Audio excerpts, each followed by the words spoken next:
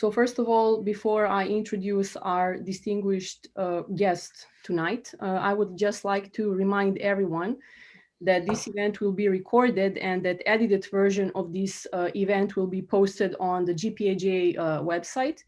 And as well, the proceedings of this event will be posted in a form of a report. So I would kindly ask tonight's speakers to send me their notes after this event. So without further ado, I would like to now turn to our distinguished guest speaker, His Excellency Mr. Vuk Jeremic, and introduce him shortly. You already heard about positions that he assumed in the past. So currently, Mr. Jeremic is the president of the Center for International Relations and Sustainable Development, which is an international think tank, and he's editor-in-chief of its journal Horizons. As a Serbian diplomat, as you all know, during 2012 and 13, he served as the president of UN General Assembly. And I would like to just mention two of his most important accomplishments, which is the establishment of UN 2030 Agenda for Sustainable Development and adoption of the Arms Trade Treaty. Continuing in that vein, in its international diplomatic service, he chaired the Council of Europe's Committee of Ministers. Within Serbian government, Mr. Jeremic occupied prominent positions as a foreign minister from 2007 to 2012 and advisor to the presidents, and occupied various positions within other governmental ministries. I would also like to mention that he is internationally recognized and named as a young global leader by the World Economic Forum in 2013, and he's also appointed leadership as the Leadership Council of the United Nations Sustainable Development Solution Network in 2014. He's a graduate of University of Cambridge and Harvard. So, Your Excellency, Mr. Jeremic, thank you very much for being with us tonight and doing us the honor. Well, now in time of pandemics, the virtual floor is yours. Thank you very much, Madam Babovic, and thank you very much, everybody, for this kind invitation. First and foremost, the Global Peace Building Association of Japan, the Kyoto Peace Building Center, and the Academic Council on the UN system. It's Tokyo's office. If I am not mistaken, this is the most beautiful time of the year in Japan. And I really wish I could be physically with you and not just virtually. I hope that there's going to be such an opportunity in the future. Japan is a country that I had the privilege of visiting many times, and Japan has a very special place in my heart. I have many good friends in Japan, some of which are on this call, as a matter of fact. And I will always remember, out of my many visits to Japan, two of them that will forever stay deep in my heart and in my memory. And one was exactly 10 years ago. Actually, in this month, 10 years ago, I was part of the state visit of President Tadic, president of Serbia at the time. And we had a chance to meet with the emperor. We talked to the prime minister, went to Kyoto, did a number of truly interesting things, enjoying fantastic Japanese hospitality. And then we took off and left Japan on 11th of March. And as a matter of fact, it was upon our landing in London that we had learned about the Tohoku earthquake, the catastrophic earthquake. And this is something that I will never, ever forget myself. Serbia was shocked, not just us from the delegation, the whole of the country was shocked, and we strived to show solidarity with the people of Japan, send some humanitarian assistance, which was figurative and symbolic, because Serbia is not a very rich country and Japan is a very strong and rich country. But I think that this bond of friendship has been lasting ever since. The second time that I visited Japan that I will never forget, out of many visits to Japan, is in the year 2013 when I was president of the UN General Assembly. I accepted the invitation, and it was a great honor for me to give a speech at the Hiroshima Memorial on 6th of August 2013. I believe that I was the first president of the UN General Assembly to have addressed this solemn occasion. And I actually count this speech of mine in Hiroshima as one of the most important things that I have ever done in my life. That's my take, that's my view. And this memory of Hiroshima is always going to stay very, very deep in my heart. So every time that there is a call on me to from Japan, I am accepting it, and I'm accepting it with a great joy. So that's why I accepted this one, and hopefully many more in the future. I'm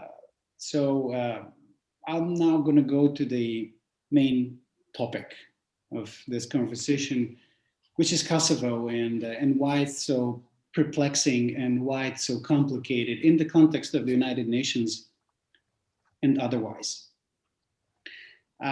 Most of the people in the world have learned about Kosovo or are knowledgeable about developments in Kosovo only in the context of the last 20 to 30 years.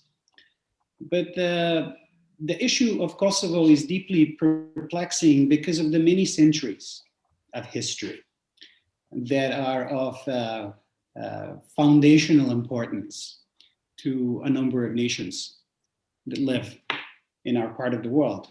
I'll speak about a Serbian nation, which is my nation, and the Kosovo so-called myth, as well as the Kosovo so-called pledge, is actually at the foundation of our national identity, and it has been the case for many hundreds of years. Some of you do know, for those who don't, I'm going to mention it very briefly. The Kosovo myth in the Serbian national narrative ranges back to 1389 in the big historical battle, not a mythical battle, but actually a historical battle of Kosovo against the Ottoman invaders who ended up occupying Serbia and the rest of the Balkans. Ottoman Turks occupying the Balkans for about 500 years after that battle. And very famously, and according to the historical records, there were massive slaughter of Serbian soldiers and population at that time, back in 1389. What was astounding is that the following 5 centuries of occupation did not bring the Kosovo pledge, and the Kosovo pledge is related to never giving up on Kosovo, whoever is occupying any kind of office in the Serbian nation. It had helped us maintain our strong identity for 500 years. So I'm going to now fast forward to the last 20 to 30 years of history, which are better known to most of you present in this seminar. In the year 1999, there was a NATO military intervention in Kosovo. It actually started on 24th of March, so yesterday was the 22nd anniversary of that intervention. It was done by those who have carried it out, and this was NATO, North Atlantic Treaty Organization Alliance, It was done on the basis of the so-called humanitarian intervention. It has questionable legal grounds, which I'm sure we might want to debate later on in this conversation. But what was astounding was that it was carried out without the decision of the Security Council of the United Nations. Actually, it was done similarly to Iraq intervention that happened a few years down the road in 2003, in defiance of the will of the Security Council. It was never put down to a vote because one permanent member of the Security Council indicated in advance that they were going to block it, actually to vote it, to veto this intervention. So it was carried out nevertheless. It lasted for 3 months. And at the end of this intervention, in June 1999, the conflict was brought to an end by means of the adopting of the Security Council Resolution 1244, this time adopted by acclamation in the Security Council. That Security Council resolution provided for not just the end of hostilities, it also provided for the legal framework for setting up international administration in Kosovo, withdrawal of Serbian, or the majority of Serbian troops and police from the province, but also in one important part of the resolution stated clearly that sovereignty and territorial integrity of my country was to be respected and upheld. So that was 1999.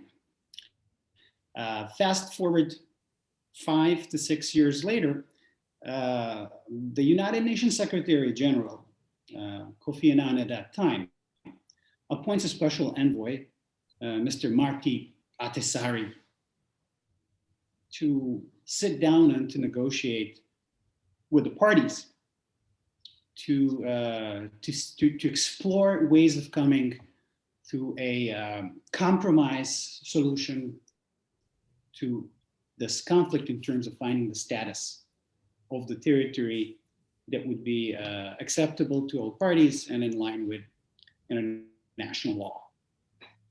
I was part of the Serbian delegation at that time. I was not a foreign minister, but I was a senior aide to the president of Serbia at that time. I was part of these talks with Mr. Ahtisaari, and but these talks have actually not led to any kind of breakthrough.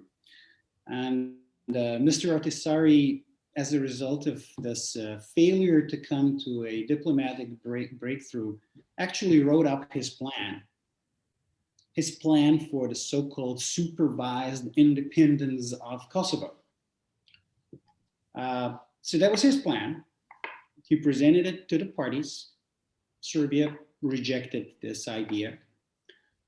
And then he went on to present it to the Security Council, to the permanent members, bilaterally first and foremost, but then to the Security Council in general, all 50 members of the Security Council.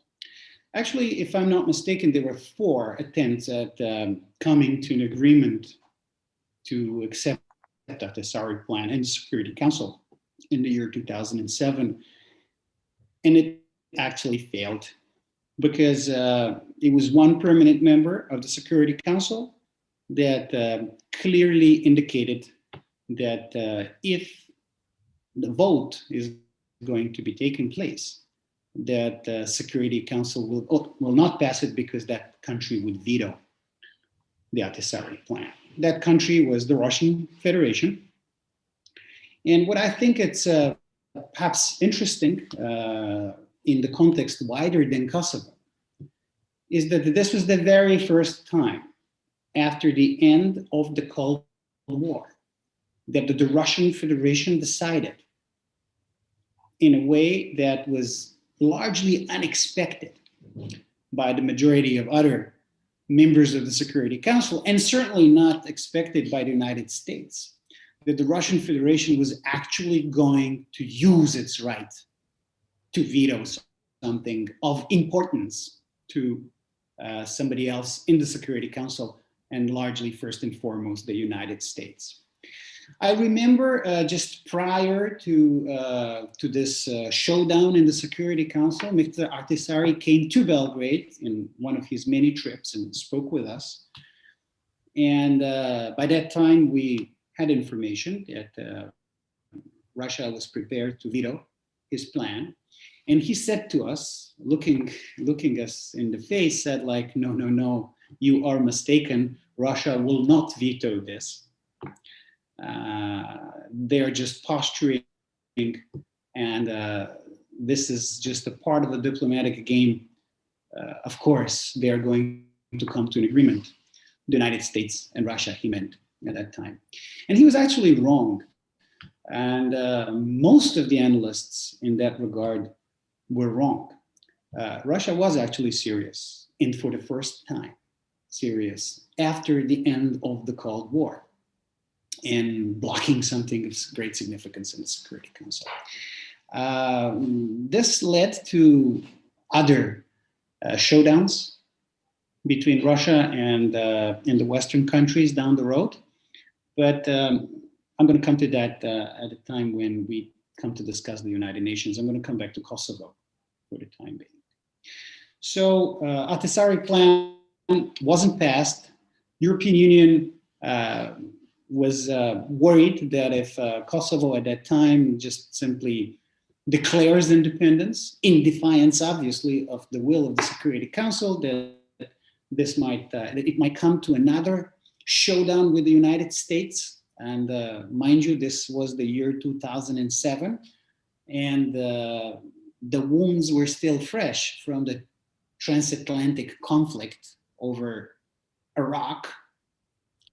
The United Kingdom and the United States in one camp, and France and Germany in the other camp with regard to Iraq and the intervention, and something that was not passed by the Security Council. So a couple of years down the road, few years down the road, European Union tried to avoid another point of division with the United States. So the European Union proposed that there is another attempt at finding a compromise solution. So they proposed Ambassador Wolfgang Ischinger of Germany to lead a troika of European Union, Russia, and the United States. So this troika was personified in Wolfgang Ischinger on behalf of Europe, Alexander Botsan-Harchenko on behalf of Russia, and Ambassador Wisner of the United States, Frank Wisner, senior and deeply respected American diplomat. So they decided to give it 120 days. So a time limited mandate, 120 days for the parties to come to an agreement. What was deeply flawed in this construct, 120 days to reach an agreement, was the following. The United States reluctantly agreed to this extension. And once they agreed to this extension, they said, okay, you can have 120 more days. But if there is no breakthrough at the end of these 120 days, we are going to recognize the independence of Kosovo. That happened to coincide with the negotiating position of one of the parties in this negotiation. Now, it doesn't take one to be a diplomatic genius to come to a conclusion that that particular party is just going to wait out the clock.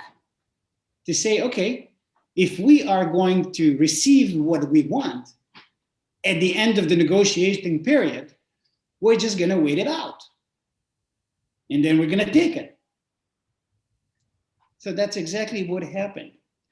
And unfortunately, in my opinion, on 17th of February 2008, Kosovo, Albanian provisional authorities in Pristina declared unilaterally independence from Serbia, and they declared the creation of a state, of an independent state.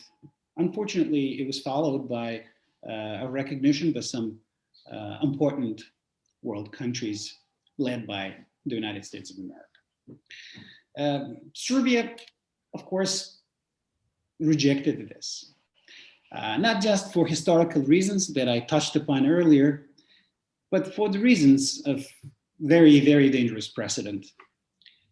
No country in the world accepts unilateral and forceful change in its borders.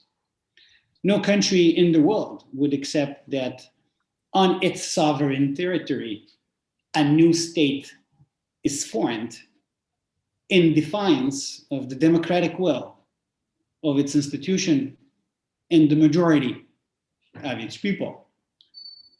This is one of the reasons why a large number of countries around the world have not recognized the unilaterally declared independent Kosovo, even up to this day. It's a very dangerous precedent once you start creating states unilaterally. I remember at that time I was a foreign minister, and I was trying to dissuade the key world capitals from supporting Kosovo in this regard.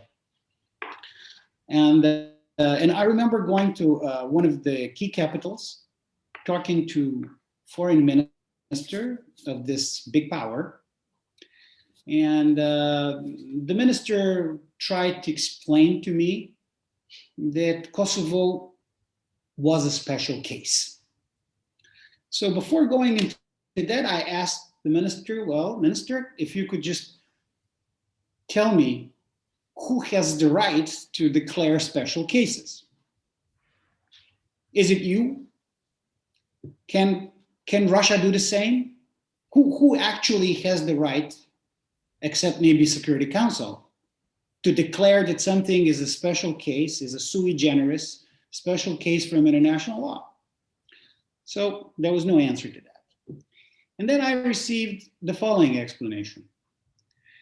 I said, I was told, Mr. Minister, your country was a dictatorship. And that dictatorship oppressed an ethnic minority to the point of extreme. It brought about international intervention. And despite the fact that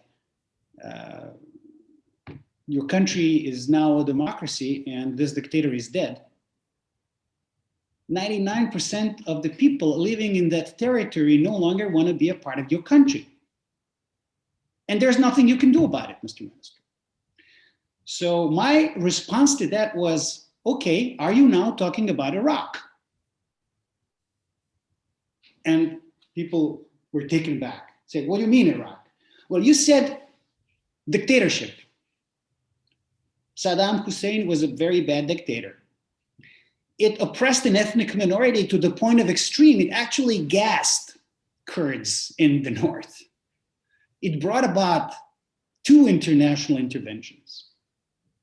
And then at that time, when we were speaking, Saddam was dead. And Iraq was allegedly a democracy. However, Kurds, and 99% of Kurds wanted to be independent from Iraq. But they were not given this right. They were not given this push by the United States. So my question was, are there double standards? Or maybe we are going to say that Milosevic was a much worse guy than Saddam, that Saddam was actually a good guy, so Iraq does not deserve to be punished because of the deceased Saddam misdeeds, and democratic Serbia deserves to be punished because of the deceased Milosevic deeds. I think it was a very, very dangerous precedent that, as a matter of fact, was used later down the road, as early as 2008, when in Georgia there were two unilateral declarations of independence by South Ossetia and Abkhazia, and it came back to this very, very dangerous precedent set by Kosovo. Anyway, to cut a long story short, ever since the year 2008, Kosovo issue was not resolved. There was an attempt to try and improve prospects for finding a solution legally through the International Court of Justice. International Court of Justice's advisory opinion on this ended up being a little bit vague. It did say that Kosovo unilateral declaration of independence did not violate international law, but went on to explain that international law does not recognize unilateral declarations of independence. And therefore, if you don't recognize this as a legal instrument, that cannot violate international law. And underscored the fact that it is only in the Security Council of the United Nations that, according to 1244, to the resolution 1244, a solution to the Kosovo status can be found. And this is why, up to this day, we are in a position that Kosovo statehood, with or without quote marks, whichever way you want to call it or place it, cannot be affirmed and will not be affirmed unless there is an agreement between the two parties. There are two, now it's no longer one, and now it's two members of the Security Council with the right of veto that are saying that it is only something that both parties agree on will be passed through the Security Council. And if there is no passage through the Security Council of certain thing, when it comes to, for instance, membership in the United Nations, there can be no solution to it. So we are right now in a limbo, and this limbo is likely to stay with us unless there is a sudden change of circumstances, which I personally do not envisage in the near future. I'm going to spend the last 10 minutes of my address talking about a wider topic, which is the United Nations in the 21st century. The United Nations is, of course, an institution very, very dear to me. I was privileged to be the president of the General Assembly. I was privileged to work with representatives from all over the world representing their countries in the General Assembly. Ambassador Nishida was representing Japan at a time, and I am truly privileged to say that we not only worked closely together, but we became very good friends. It was at his invitation that I came to Hiroshima. It was at his invitation that I kept visiting Japan later on, and we have established a really strong bond of friendship and mutual understanding that helped me better understand Japan's priorities and Japan's issues when it comes to the UN. When I ran for Secretary General of the United Nations, and that was in 2016, Japan happened to be in the Security Council. So I was privileged by the support of Japan for the reform agenda that I had proposed at that time in 2016. That race was very interesting. It helped me understand far better how the world really works, especially the interwork of the great powers. I ended up second in that race. in the final, in the last round, in the sixth round. It was, in a way, an epic showdown. Mr. Guterres was the oldest candidate in history, and I was the youngest candidate in history, and he won. So I ended up second in this race. I may look into the direction of the United Nations again, but probably not next year. And I am afraid that the entire multilateral system of multilateral diplomacy is in a crisis that would necessitate far more effort than just changing a single person, even a single person at the top of one of the most important multilateral institutions like the United Nations. I think that we are in one of those periods of history where international relations, global relations, or geopolitics, if you will, are in recession. When one speaks about recession, one usually refers to economics. In economy, you have periods of booms and period of recessions. And they're easier to spot, they last shorter, they can be quantified in terms of economic growth, positive or negative, and so on and so forth. But geopolitics also comes in cycles. There are periods of booms, and this is when international bodies and organizations are being created. But there are also periods of busts or recessions. And this is when diplomatic engagement suffers and goes down. And those are the periods where one of the big losers of that situation are the international organizations. I am afraid that we are in one such period. It hasn't been started by the pandemic. It was before, but the pandemic had accelerated it and made it more manifest and made it less likely to be fixed in terms of the functionality of international organizations. International organizations usually come about in the aftermath of a major tragedy. And I don't know if it is a Congress of Vienna after the Napoleonic Wars, or Versailles after the First World War, or San Francisco, which is when the UN was founded at the end of the Second World War. And then usually it's humane, it's normal that people fall under the spell, or people embrace the illusion that history comes to an end, which it never does. History never comes to an end.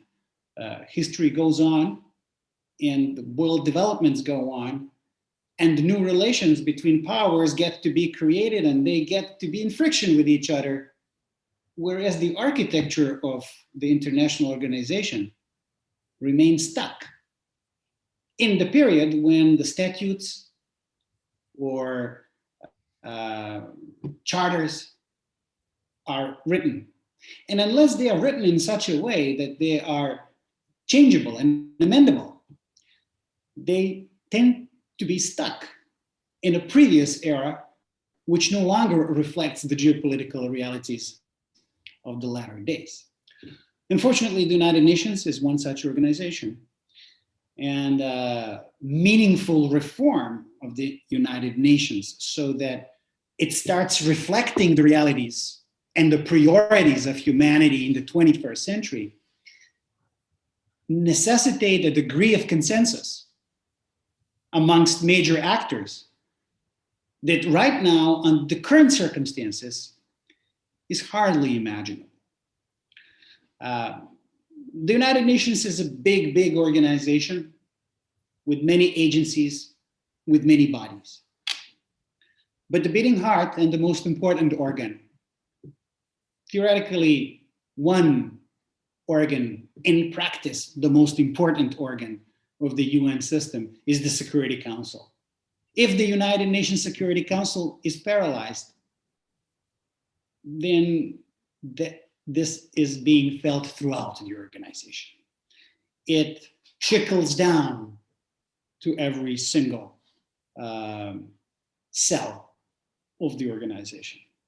And in my opinion, it's not terribly likely that you can imagine a rejuvenation or a reform of the system so that it better reflects the realities, that it better serves humanity in the 21st century, unless the Security Council somehow gets to be deblocked, unblocked, at least partially unblocked, which is definitely not the situation that we have today, where it's almost cemented on pretty much each and every issue that they touch, including when a pandemic starts. One would expect that, hey, pandemic is something that so clearly hits us all that we clearly have to cooperate very closely together in order to ameliorate the effects of that evil. If we are not going to jointly fight against the virus, then what are we going to do together? Is there anything that we can do together if we're not going to come to a same page when it comes to fighting the virus? And yet it was paralyzed with regard to the pandemic too.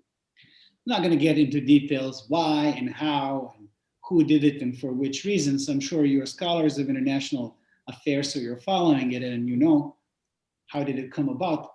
But we are in a deep crisis in this regard. I believe, and this is the last thing that I'm going to say because it's 12:40 and I know that I'm talking to a Japanese audience, and Japanese are very, very sharp and precise when it comes to time. I think that there is going to be less less crowded space in the race for Secretary General than back in 2016. And one of the reasons is that right now it doesn't seem terribly likely that running on a ticket for change, you can win the race for Secretary General, even less so than in 2016. And running on a ticket, hey, let's keep everything the same, there is no point to do that because everybody understands that the current situation is bad and untenable. So if you want to run to keep it like this, it doesn't sound right. It doesn't sound good. If you run on a ticket, let's change it, you're going to be cut and blocked by at least one, if not all five, permanent members of the Security Council. This is all that I am going to say at this stage, and I very much look forward to your comments and questions if there are going to be any. Thank you. Your Excellency, Mr. Jeremic, thank you very much for your captivating presentation regarding UN, Serbia, and Kosovo, as well as the UN reform. Now I would like to pass on the next segment, which is panel discussion, and please allow me to introduce our two discussion panelists. Our first discussion panelist currently occupies multiple influential positions at various Japanese universities as special advisor to the president of Kanagawa University and honorary director of the Institute for Peace Science at Hiroshima University. He is also a member of the board of directors of the UN University and East-West Institute and UCLA Terasaki Center. As well, throughout his diplomatic career, he occupied prominent positions within various bureaus of Japanese Ministry of Foreign Affairs as Deputy Director General of the European and Oceanic Affairs Bureau and Director General of the Economic Cooperation Bureau. In 2002, he was appointed Deputy Vice Minister of Foreign Policy and Director General of the Foreign Policy Bureau. And from 2005 to 2007, he was the Deputy Minister for Foreign Affairs. Before he was appointed as a permanent representative of Japan to the United Nations, as we heard from His Excellency Mr. Jeremic. He also served as an ambassador to Canada, and Japanese ambassador to Canada and the US. So I would like to welcome Mr. Ambassador Tsuneo Nishida. Next, I would like to introduce Mr. Satoru Kurosawa, who is currently teaching at Graduate School of Aoyama Gakuin University and Kyoei University. He specializes in issues of peace building and of post-conflict countries, refugee issues, and human security. In his diplomatic service, he basically has 33 years of active engagement when it comes to humanitarian assistance and development in various organizations, such as JICA, Japan Bank for International Cooperation, UNDP, UNHCR, and Ministry of Foreign Affairs of Japan. From 2009 to 2012, he served as a residence representative of JICA Balkan office in Belgrade, where he was responsible for Japan's ODA to Serbia, Montenegro, Bosnia and Herzegovina, Macedonia, Albania, and Kosovo. I would like to kindly ask our discussion panelists to speak 6 to 7 minutes each, and to help them keep up with time, we will use the timer. So when you hear the sound of the timer, please just be aware that your time is up. Thank you very much, and the floor is yours. Mr. Nishida. Hear me? Yes. Okay, thank you for your kind introduction of what I am and who I am. And of course, I am so impressed by great presentation of Kosovo and its background, historic background, and geopolitical conditions as well by today's keynote speaker, Mr. Vuk Jeremic. And I know him quite some time. And as he mentioned so kindly, we have established a very strong bond, and we may call it a friendship and a partnership as well. I was so surprised and pleased to accept today's invitation extended by our common friend, Professor Hasegawa. And he mentioned your name, Mr. Jeremic book. And I said to him, I have no reason at all to say no. And therefore, against that kind of backdrop, I'm so pleased to see you and in front of, albeit in front of a camera. But as you have stated so clearly, next time when we see each other, then probably we can see in person. And I visited the airport last time. It was about 1.5 years ago. And I went to Los Angeles. And after that, I visited New York as well. And I met there in New York, current Secretary General. And we are just alone, and we are totally personal. And he said, Ambassador Nishida, it's a really, so disturbing time and very much troublesome.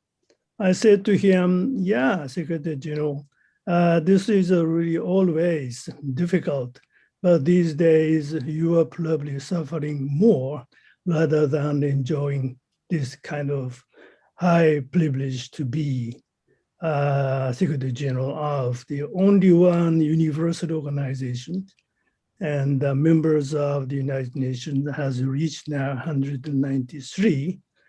And when we are together, Vuk and me were in New York, then we welcomed South Sudan as a last member of the United Nations.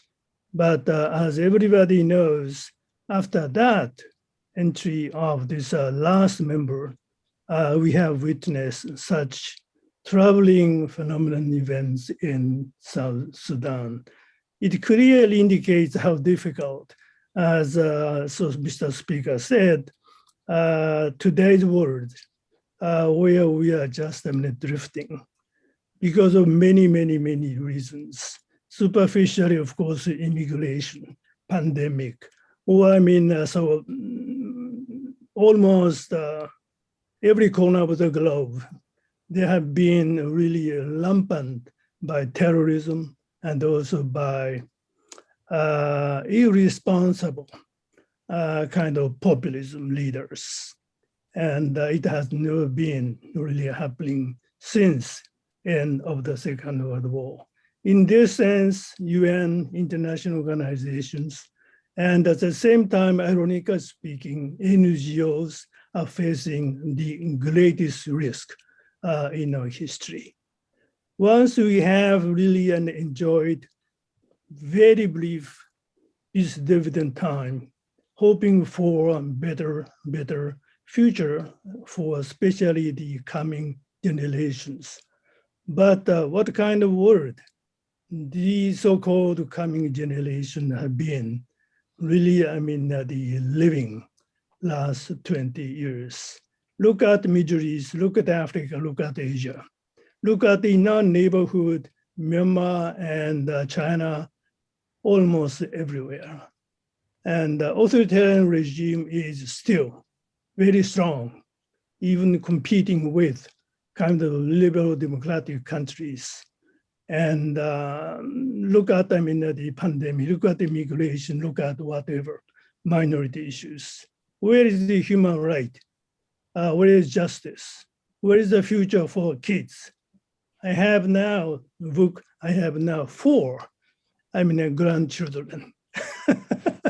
Must be surprise for me. And all of a sudden, just, only 2 years, the last 2 years, I have such a privilege to really, enjoy the grandfathership with for 2 boys and 2 girls. And therefore, I'm more and more keen to really work hard or harder for better world. My grandchildren could be really living and enjoying with a dream and access to what they deserve. And having said so, coming back to today's subject matter, I only say 2 things. One, you have mentioned such a long history of Kosovo and kind of the background. But from my perspective as a third country, in a sense, third party diplomat, then I have mentioned only 2. One is you have mentioned repeatedly, and this is the UN Security Council resolution 2044. And the second is, so upon your request, Serbia, we went to the International Court of Justice for advisory opinion. And the court has given us an answer saying that unilateral declaration of independence is not necessarily in violation of international law. That was advisory opinion. And on top of that, now, if I am mistaken, please correct me. Now, as of September last year, of 193 UN member states, 113 member states have recognized the Kosovo as independent states. That is one thing. Another thing is regarding our bilateral, Serbia and Japan. We know we have been always so friendly, we have been so close. And when Japan recognized Kosovo as independent state, then Foreign Minister Komura issued extra. It is very rare for Japanese Ministry of the Foreign Affairs habit. And by telling us that on March 18, Japan recognized Kosovo as an independent state, as the government of the Kosovo has made its intention clear that it will run the country pursuant to the comprehensive proposal for the Kosovo status settlement made by the UN Special Envoy. Japan expects Kosovo's independence will contribute to the long-lasting stability of the region. And next sentence is very interesting. 2, Japan has traditionally good relations with Republic of Serbia, and it has no intention to make its recognition of Kosovo impede the friendly relations with Serbia.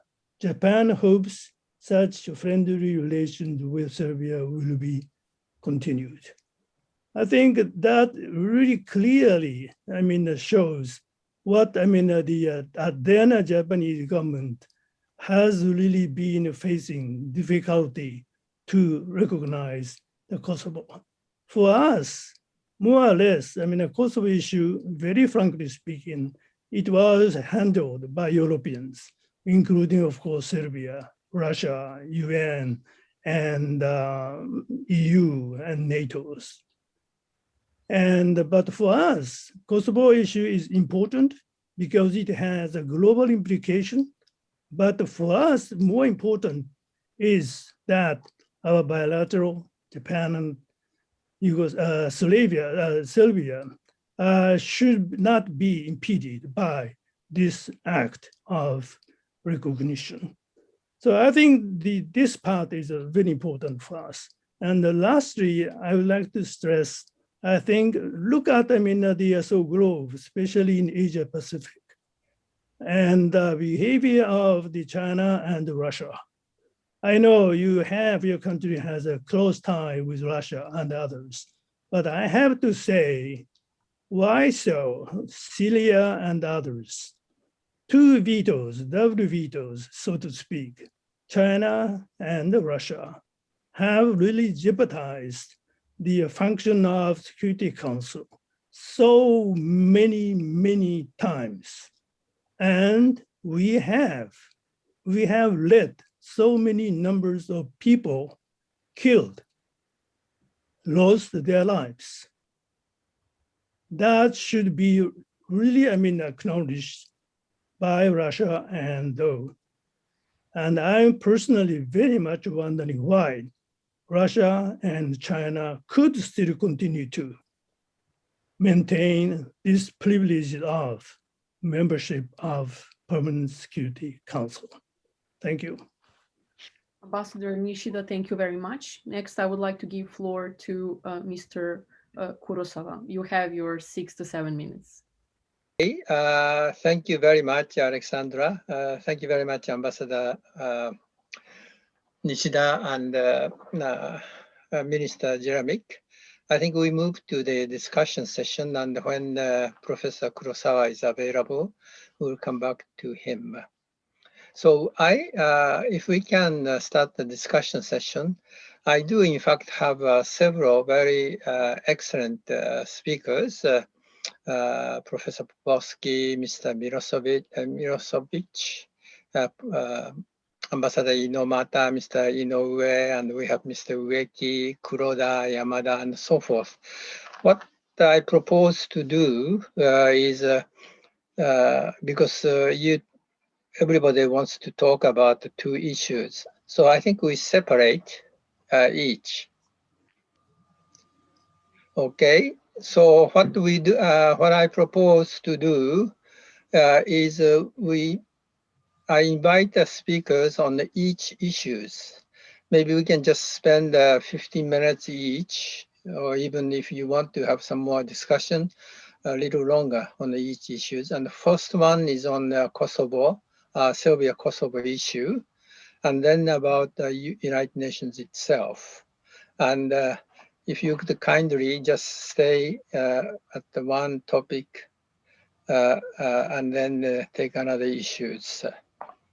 So I think Minister Jeremic talked about this unilateral independence, and Ambassador Nishida mentioned that on also ICC.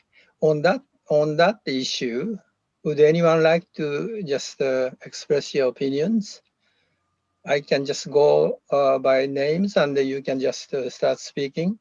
I think Professor Veselin Popovsky is Bulgarian diplomat and senior UN officials, and he's now the vice president of the Jindal University in India. So I invite Professor Popovsky, please. Just on Thank this you.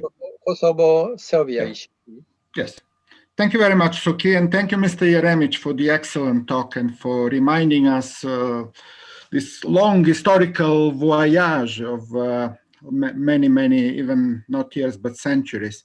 I cannot agree with you more of this very complicated issue about the recognition. Usually I give my students in the exam the question, do states exist because they are recognized, or are states recognized because they exist? And a lot of students get confused, and then later I explain the difference between the constitutive and the declaratory theory of recognition.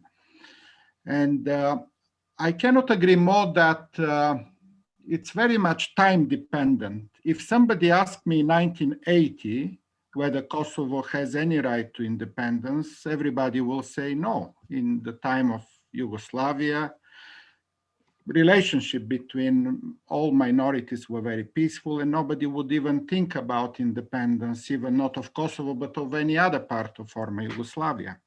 If somebody asked me today in 2021 whether Kosovo does need to be independent, my answer will also be no, because I don't see in the current government in Serbia any bad faith and any willingness to violate the rights of Kosovo minority.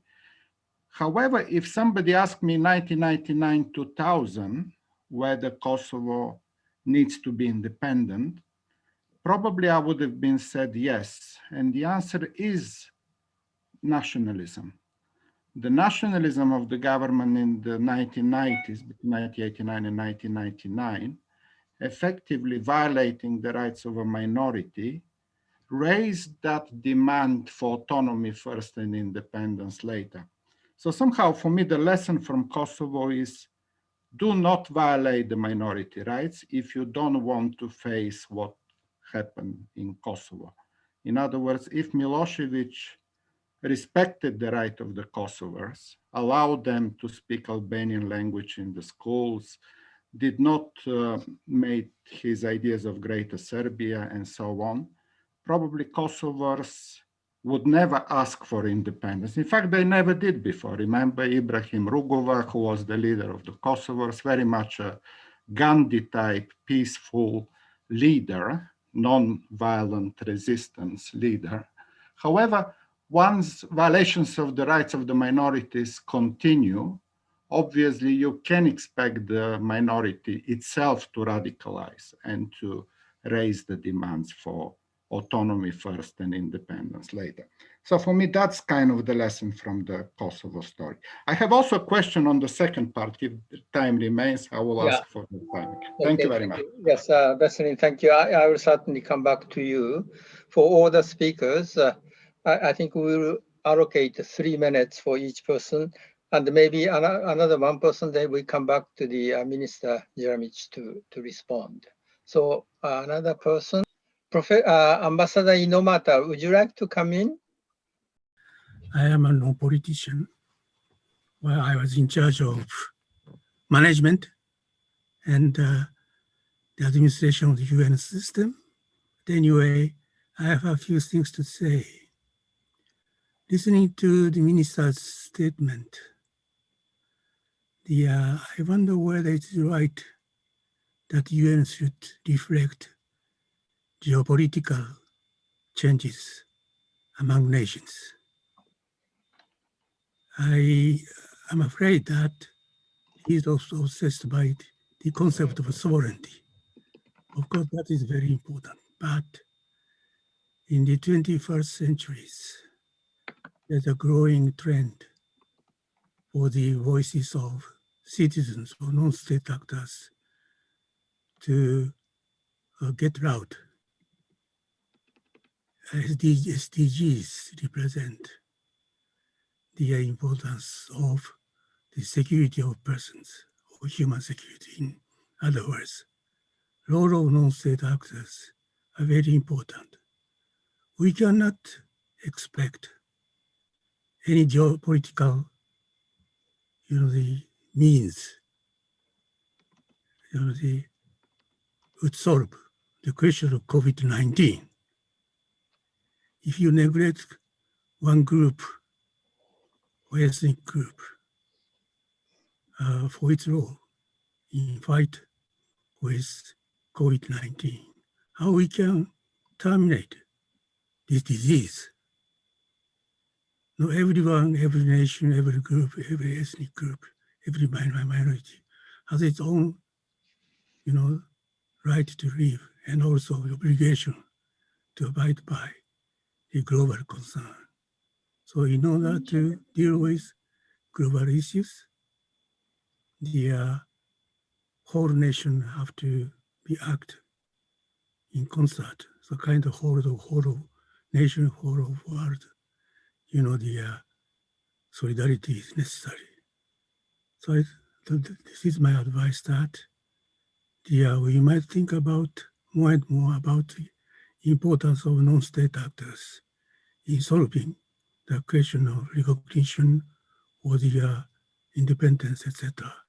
It is so important for us, for each of us, to be obsessed by the notion of sovereignty. Thank you so much. Yeah, thank you so much. Minister Jeremic, maybe you'd like to respond to either. Thank you. Fast. I'll respond to the ICJ observation. International Court of Justice did say in the advisory opinion that the unilateral declaration of independence did not violate international law, but it has not said that that is the way to create statehood. For example, if you go to a restaurant and take a menu, you read a menu, and that menu in the restaurant also doesn't violate international law. But it doesn't say that this menu can actually create a statehood. The only statehood in the context of the current UN system, in the context of the current order that is focused on the UN system, is through a Security Council-led process, which is also something that is said in the International Court of Justice's advisory opinion. I think that it is actually because of the International Court of Justice advisory opinion that there is no way that the Kosovo can ever become a member of the UN for as long as there is no end to this gap in opinion between Belgrade and Pristina. Only upon agreement between Belgrade and Pristina can we move forward with determining the final status of the territory. Regarding the rights, regarding whether violation of someone's rights leads to the right to create a state. Again, I think I was fighting Milosevic. I actually was risking my life as one of the student leaders in the movement that helped overthrow Milosevic back in the year 2000. Milosevic is definitely not my friend. I don't have high respect for him at all. But Milosevic was not as, say, Saddam Hussein. Saddam Hussein was using nerve gas in order to kill Kurds in northern Iraq. And Kurdistan did not become a state. North Iraq did not become a state, despite the fact that they were subjected to terrible plight at the hand of a dictatorial regime. And the last question relates to Ambassador Inomata's observation about the non-state actors. This is definitely the case that as we're moving forward, the non-state actors are gaining increasing importance in how our life is run. But in the end of the day, we still live, this generation, our generation, still lives in a very much of a state-controlled space. And this pandemic proved to be a good reminder that when it comes to a big locomotion, you resort to a state. Yes, you resort to borders, even borders between allies. In the European Union, it was absolutely unimaginable that there's going to be a border between Belgium and Holland ever again. There was a very hard border between Belgium and Holland last year. So yes, we need to be mindful of the growing significance of non-state actors. However, when it comes to regulation at this stage, we also need to be mindful of the fact that we still have not come to a better architecture of how to organize our lives, for better or for worse, than within states, most of which are nation states. And we need a solution for international cooperation and global harmony, if you will, in the context of the less than perfect, yet the only thing that we have, nation states working in concert under the head of the United Nations. Very, very imperfect organization, but the only one that we have. And I'm afraid the only one that we will have in our lifetime. Yeah, that's very good. Can we extend that logic, Minister? Professor Kurosawa has sent us a message. In fact, he's asking you, can't Serbia and Kosovo, in fact, they can talk to each other and establish some sort of relationship of coexistence? What is your opinion?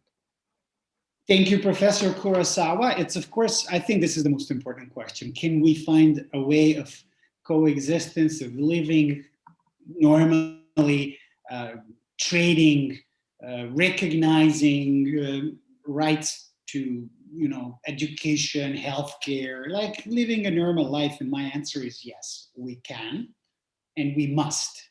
And I think we should find ways of normalizing life for whoever lives in our part of the world, including in the territory of Serbia and the disputed territory of Kosovo. It cannot come exclusively as I don't think that recognition of Kosovo's independence as an independent state is a prerequisite for normality to come. If it is a precondition, if anybody insists that Serbia recognizes Kosovo as an independent state as a prerequisite for normalization, then I think we are going to be stuck. We're going to be stuck in a frozen conflict. We better not be stuck. We better work together. We better move forward. We better normalize our ways without this very, very difficult step, in my opinion, an impossible step. But aren't you stuck? Are you moving forward?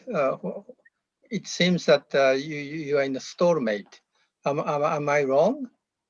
How is that? Well, Serbia is not in a very enviable position right now, but it is not the main reason. Now I'm giving my opinion. It's not because of the unresolved issue of Kosovo. I think that the main reason why Serbia is in a difficult position is that we have currently come to an almost full suspension of democracy in Serbia. Serbia is at this moment no longer a democratic country in a way it was after the ousting of Milosevic. Serbia is the only country in Europe right now that has no opposition in the parliament.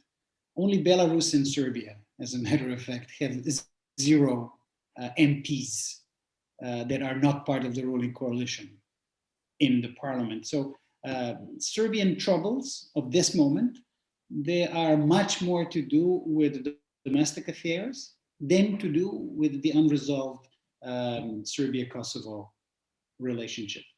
Okay. If there is a breakthrough in Serbia, I think that we could come to a normalization of relations with Kosovo, of course, without recognition, in not too long a period. I see. Okay. Thank you so much. I think, may I just ask Mr. Damian Kosovic, you are referring to the Wall Street Journal. Do you have any opinion on this case? Well, thank you for handing me the floor, although I didn't ask for it. I was President Yeremich's advisor when he was foreign minister and when he was president of the UN General Assembly. So I simply wanted to share these two articles that he wrote in his capacity as foreign minister, because they complement the arguments that he put forward, and I think it's a very good resource. Both of these articles are good resources for people to look back to in trying to understand the Serbian position then, and I assume still formally the Serbian position of today.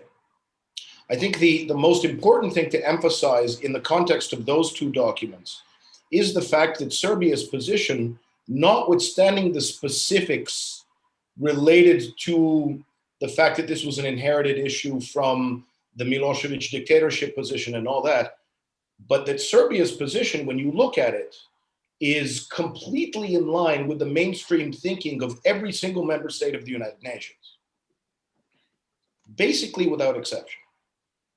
And as a result of, unfortunately, the fact that this was one of those issues that was inherited from the 1990s when we were an isolated country under an awful dictatorship and all that, that position was somehow in some circles understood as being outside of the mainstream of every other member state's formal and practical position when it comes to the key issue of territorial integrity and sovereignty.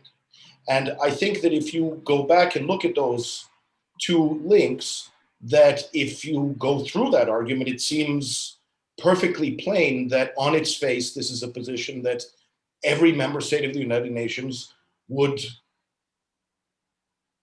see as being perfectly in accordance with its own position, with the exception of Kosovo, that unfortunately is not really, there's very little justification in declaring in an ad hoc way an exception, as President Jeremic stated. So this is all I wanted to do by indicating these two links. Thank you. Well, thank you very much. I think unless anybody has any further point on this territorial things, yes, Minister Jeremic. Just one thing that I want to say.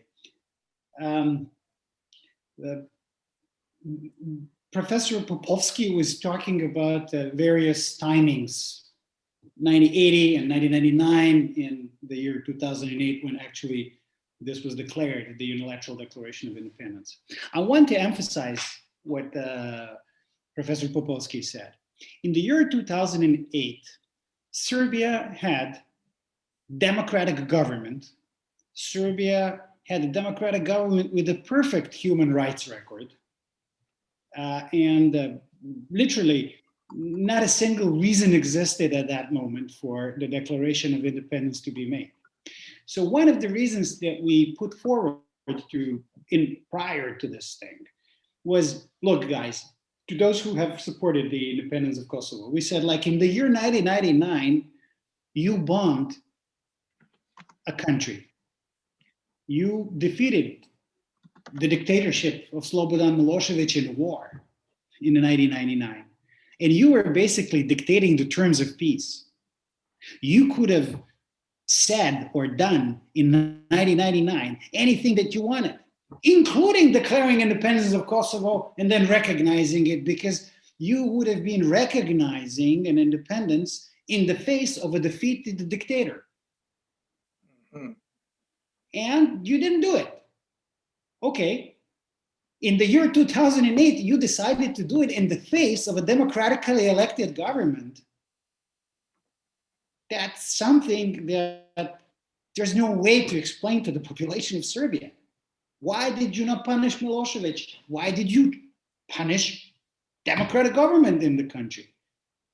And actually, one of the reasons, not the only reason, but one of the reasons why we actually ended up sliding back into the dictatorship where we are right now is because this Declaration of Independence and the wholehearted support of this Declaration of Independence by some of the friends and allies that we have in the world, first and foremost, the liberal democratic ones. Okay, thank you very much. Yes, Ambassador Nishida, yes? Yes, would you like to comment on that? I need only 5 seconds.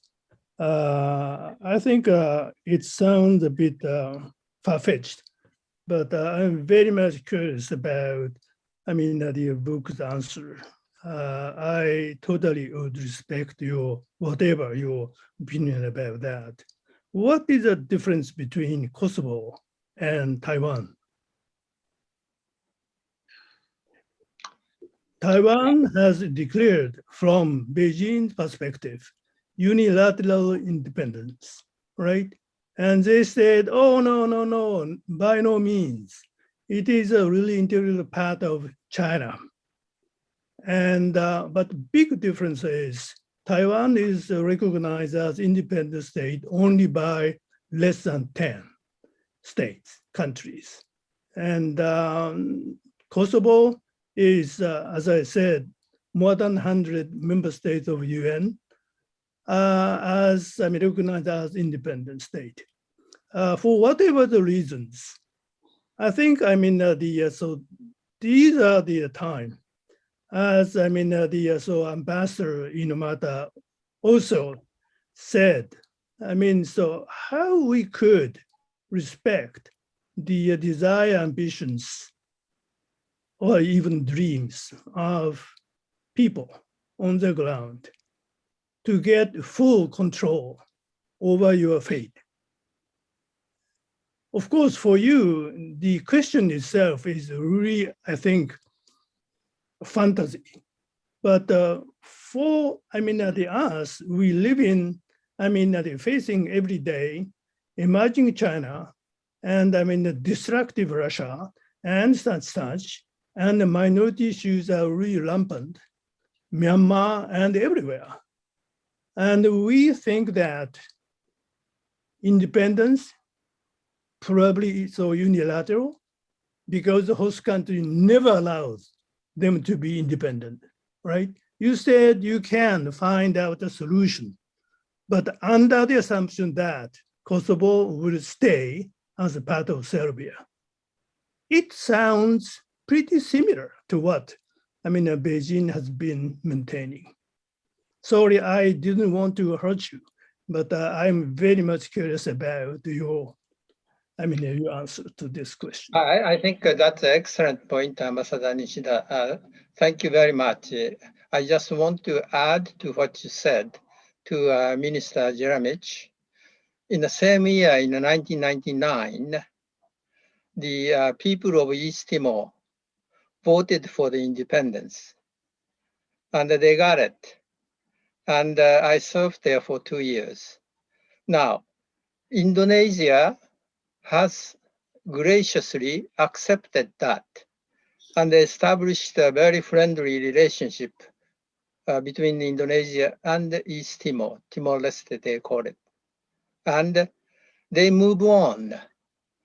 And I think maybe we should go beyond this mentality of nation states and try to work together and prosper rather than trying to go back in history.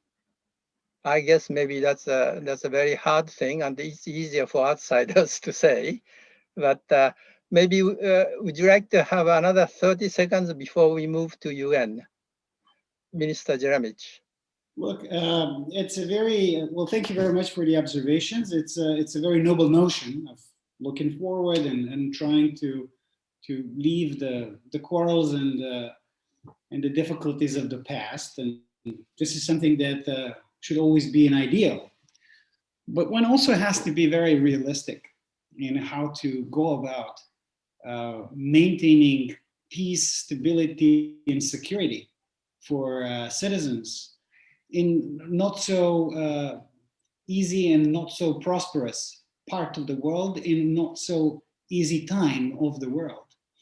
I think the issue of precedent, it's not just legal. I think it's also very practical. If a country agrees that a part of its territory is going to unilaterally break away from it, and you agree to this and you say, okay, let's look forward and let's forget about it. then this is not the last part of your territory that is going to try and do the same. And this is precisely the reason why some other countries who are living in a far better conditions than us, say Spain. Spain is a part of the European Union, it's part of NATO. It would never, ever, under any circumstances whatsoever, allow the unilateral secession of Catalonia. But how about the United Kingdom? Sorry? United Kingdom.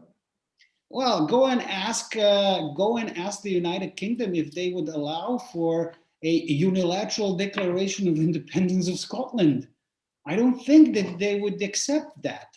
The unilateral declaration of independence of Scotland or Northern Ireland, I would say, would be countered with a very, very firm reaction of official London. Like Catalonia's attempted secession was countered by Madrid. And mind you, they live in a more stable parts of the world than Balkans. So, Mr. Minister, thank you very much for time management. And just the last comment on this issue from your friend in the Kosovo, Mr. Benita Sopac, please. Okay, thank you very much. Well, I mean, it's a privilege, and I would like to use the opportunity of asking Mr. Jeremic this question. So I'm interested when you mention about there is no recognition of Kosovo's independence coming from Serbia's side, unless there is a particular agreement. So we know in the region that there was a lot of rumors and meetings happening in regards to the exchange of the territories. So my question is, can you elaborate more specifically, what do you mean with an agreement? Agreement of territories, agreement of various issues? If possible to elaborate, I would very much appreciate, and thank you very much. Okay, I think he's talking about Ahtisaari's proposal, but Minister Jeremic, just sorry, 30 seconds, and then we have to move on, please, yeah. Exchange of territories is something that was discussed, but not openly by our present government. I'm not part of our present government. I'm actually very critical with regard to our present government. I am of the opinion that any kind of change of borders in the Balkans would have a cascading effect on other region or on other countries in the region, first and foremost Bosnia and Herzegovina, but also Northern Macedonia, and so on and so forth. I would be, if you ask about my opinion, I am supporting full normalization of life, short of diplomatic recognition of Kosovo as an independent state, which I think can be done if there is goodwill on both sides in this generation. Okay, thank you so much. And then we move to now UN issues. I'll come back to Professor Popovsky after one person, maybe Mr. Ueki, Professor Ueki. He was a UN spokesperson in New York and in the various peace missions. Professor Ueki, please. I'm a professor of global studies at Sophia University in Tokyo. You see the campus photo in my background. I worked in the UN for nearly 30 years, up until 2014. So I witnessed, all the things that are happening with regard to Kosovo. But my question relates to the UN. You served as president of the General Assembly, and you really, managed the General Assembly as a world forum. And I agree with you about the fundamental sort of realpolitik affecting the UN, particularly around the Security Council. But at the same time, the General Assembly serves as a global forum, and your reference to issues for humanity, common humanity, can be better dealt with by the General Assembly, such as current pandemic challenge, as well as climate change, disaster risk reduction, and so forth. Now, I'm wondering, how do you see that the fundamental sort of sort of changing power dynamics, how that is affecting the kind of liberal values the UN upholds, such as human rights, rule of law, individual freedoms, and so forth, which are dealt with not just by the Security Council, but more by the General Assembly and its subsidiary organs. And so I think my question is, how do you see the role of the General Assembly in maintaining those so-called liberal values, which have been embedded into the UN since the beginning of the UN? That's my question. Yeah, thank you so much. That's a very important question. I will ask Professor Popovsky and then maybe Minister Yeremik to come back. Professor Popovsky, just 3 minutes, please, at most. Okay, even less than that. I would like to ask about the selection of the Secretary General of the organization, and definitely Mr. Jeremic is somebody who knows this very well, being a strong candidate in 2016 against the current Secretary General, Antonio Guterres. At that time, there were ideas by the elders, by the coalition 147 billion, to have the Secretary General in a single term, for longer single term of 7 years, for example, or to have more than one candidate being proposed by the Security Council to the General Assembly, effectively making the General Assembly, and this is very much in harmony with what just Ambassador Weki said, to have the Secretary General more independent, not being re-elected after 5 years, because that will mean that this person, she or he, will not rely on the re-elections by the P5 in the Security Council, but also the General Assembly will have the final voice.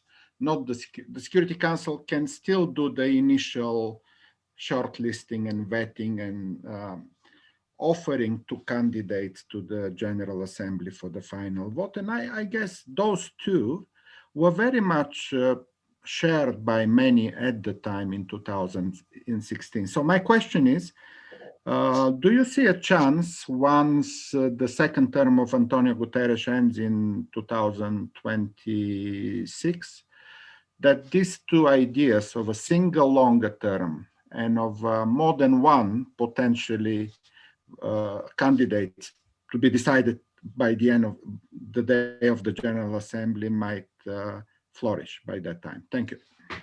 Okay, thank you. So, Minister, please.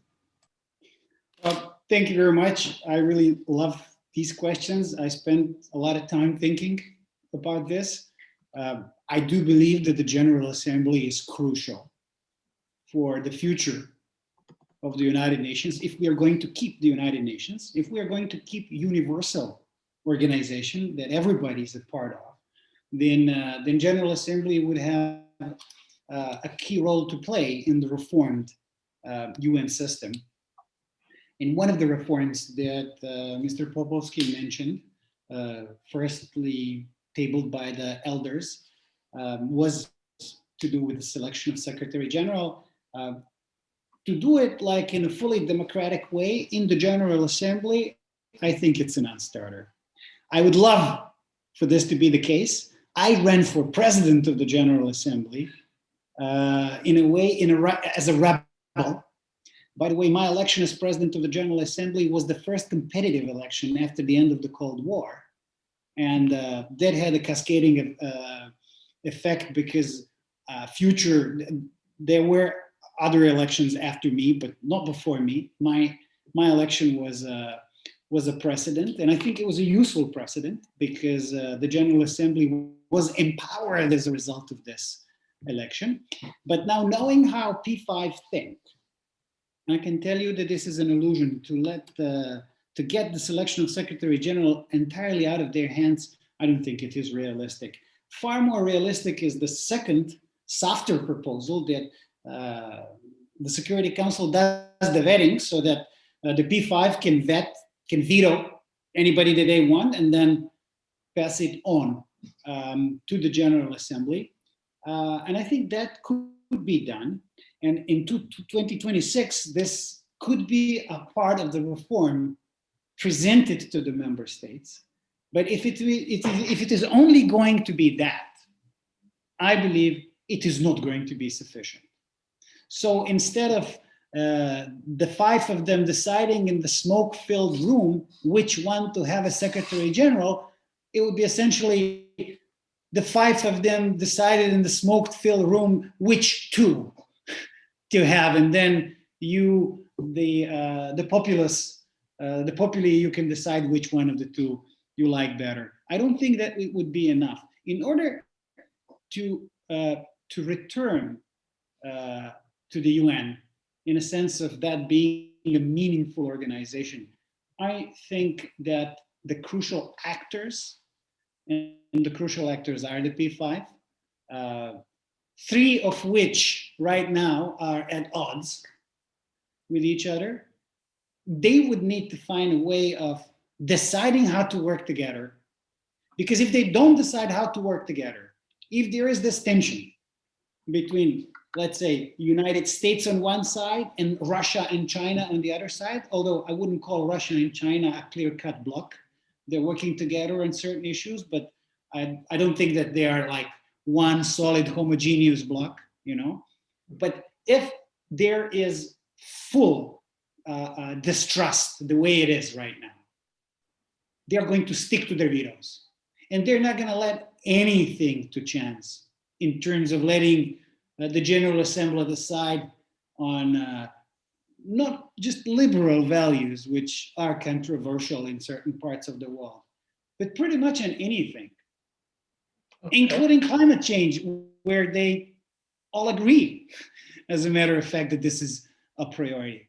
So I think that the key lies in the big powers deciding that they want to try and work together, or at least a limited number of issues. And I think that climate change, for example, is probably the easiest one to agree on, because there's least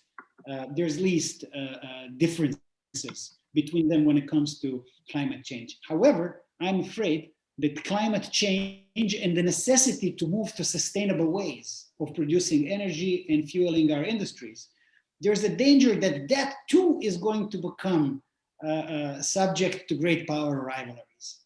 In what way?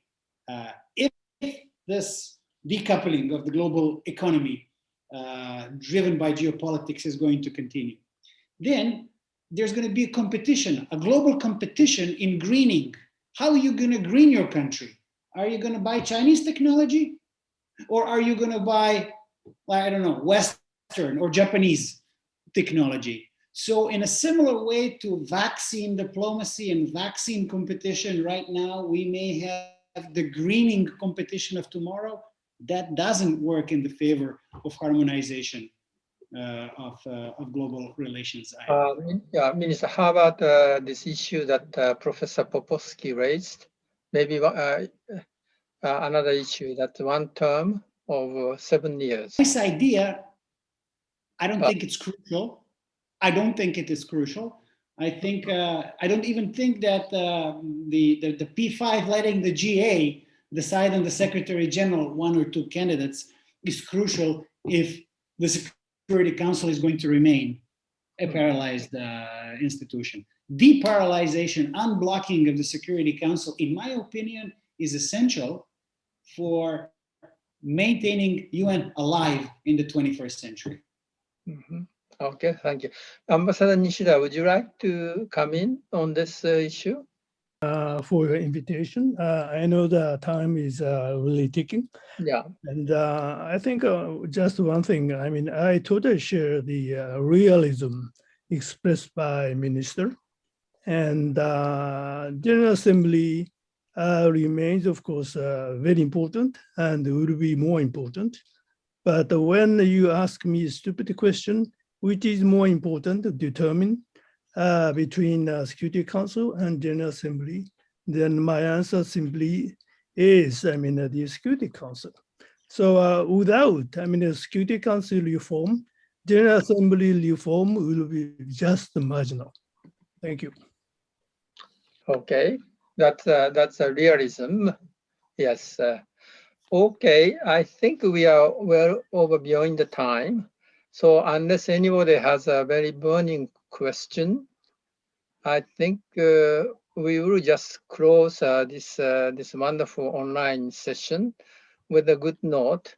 If I can just sort of quote what the Ambassador Nishida said, and maybe if I can add the element of power, what the power in fact determines the outcome. And that I think it was let me see now, it was Professor Popovsky was saying that does the state exist because of recognition, or recognition is recognized because state exists. And then I would add to it that in fact the state exists because of power it holds.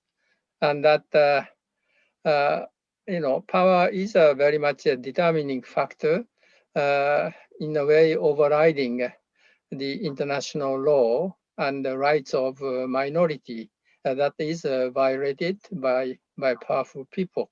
So I think we like to also look into that aspect, and that the power exercised by the leaders, leaders of great powers, and that if I can, in fact, share with Minister Jeromic, because you did mention you visited Japan a few times. And one of the things that happened in Japan 160 years ago is we had 260 independent samurai kingdoms that the Tokugawa shogunate, they controlled only 8 million out of 30 million tons of rice paddies. And that the other samurai kingdoms, they held it, and they were in effect independent.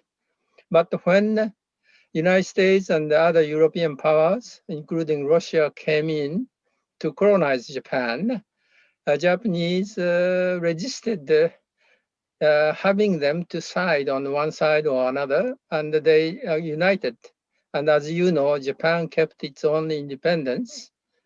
And I think we have now, of course, Japan perhaps went a little bit too much and tried to follow the colonialist sort of a policy. But I think Japan learned at the end of the World War II, and I think Japanese constitution is quite good.